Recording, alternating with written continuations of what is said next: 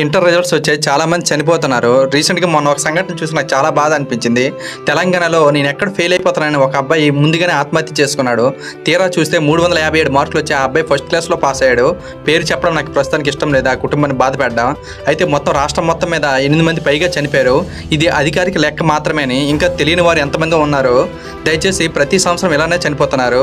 కేవలం ఏంటంటే చదువు అనేది జీవితంలో మన శరీర భాగంలో ఒక చిన్న వెంట్రుక అంత అండి. ఎంతమంది, నీకు ఒకే ఒక విషయం చెప్తాను, ఎంతమంది టాపర్లు అయిన వారు ఈరోజు తమ అనుకుని జాబ్ చేస్తున్నారు చెప్పండి. ఎంతమంది ఈరోజు ఫెయిల్ అయిన వారు తర్వాత సక్సెస్ అయిన వాళ్ళు చాలామంది ఉన్నారు.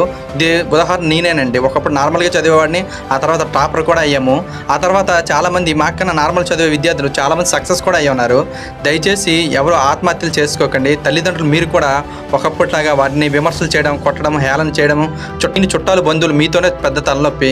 దయచేసి వారు హేళనగా చేయకండి. ఈ రోజు నీ ఫెయిల్ అవ్వచ్చు, కానీ తర్వాత కష్టపడితే జీవితంలో ఖచ్చితంగా సక్సెస్ అవుతాం మిత్రమా. దయచేసి ఈ వీడియోని ఇలాంటి వీడియోస్కి వ్యూస్ రావు, ఆ విషయం నాకు తెలుసు. మీకు అవకాశం ఉంటే కొంతమందికి షేర్ చేయండి. కొంతమంది మోటివేషన్ అయినా చాలు మిత్రమా. Thank you.